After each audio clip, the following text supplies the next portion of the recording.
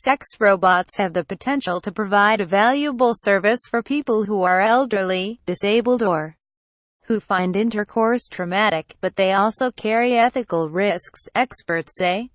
Sex robots that look like humans can already be bought or leased for parties in the US, and plans for a cafe staffed by erotic cyborgs in Paddington, London, have been mooted.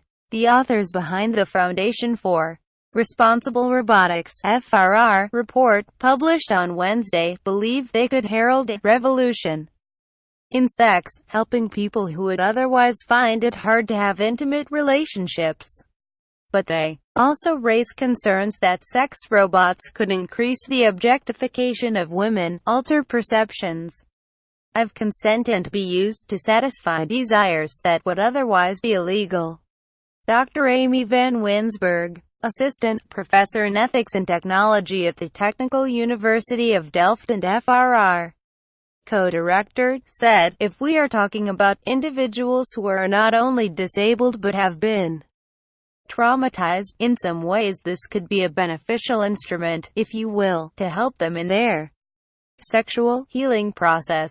There are absolutely some benefits to the technology, but, like everything else, there is a balance.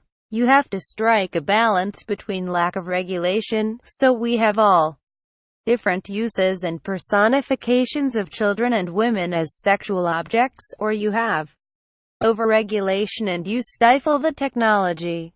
You have to find the way to balance so you really can harness the good. Among the people it is proposed could benefit from interaction with sex robots are elderly people in care homes, people of both sexes who have had a traumatic sexual experience, and men who suffer from erectile dysfunction or premature ejaculation.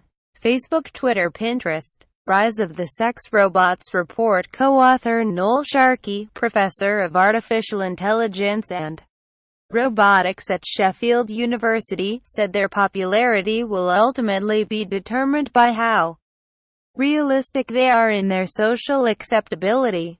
While robots look similar to humans, their movements and speech are still crude, said Sharkey, making them a far cry from the robotic bordello hosts in the HBO series Westworld.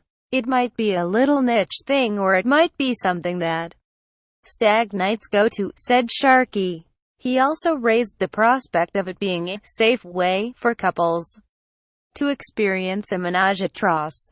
4 manufacturers are currently making sex robots, ranging in price from $5,000 £3,870 to $15,000, but the intention is to eventually make them more affordable. Among those available is the Roxy Gold, about which there has been some disquiet because of a selectable mode, Frigid Farah, in which its personality is described as reserved and shy. A paper published earlier this year said the manufacturer claimed that if you touched her in a private area, more than likely, she will not be too appreciative of your advance, leading some to claim that it is indulging rape fantasies. Treating pedophiles with robot sex children is both a dubious and repulsive idea, Sharkey said. Some people say, well, it's better they rape robots than rape real people. That's one of the arguments. You can have enjoyable sex with your wife, all nice, but when it comes to rape, you have a rape fantasy, you go off and rape a robot. But there's other people saying this will just encourage rapists more. There are also fears that child sex robots could be created. There are already child sex dolls made by a Japanese company owned by a self-confessed pedophile, who claims they prevent him and other pedophiles abusing real children.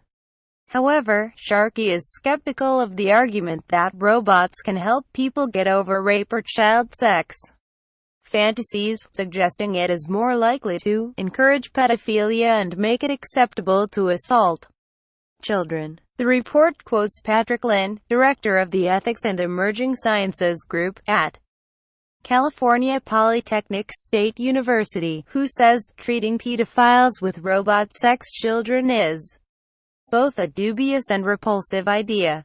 Imagine treating racism by letting a bigot abuse a brown robot.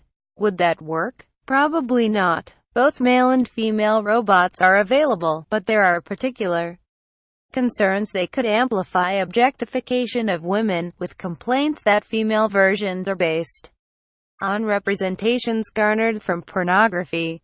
They could affect human interactions in other ways, suggests Van Winsberg. Sex robots are an interesting case study, if you will, to look at the main issues we face with robotics, writ large, she said. So this idea of moral deskilling, we're interacting with the robots in these companionship, personalized ways, and what kind of consequences does that have on the human users? Does that mean we won't want to interact with humans anymore because it's just easier to talk to the robot, or easier to engage in sexual gratification with the robot?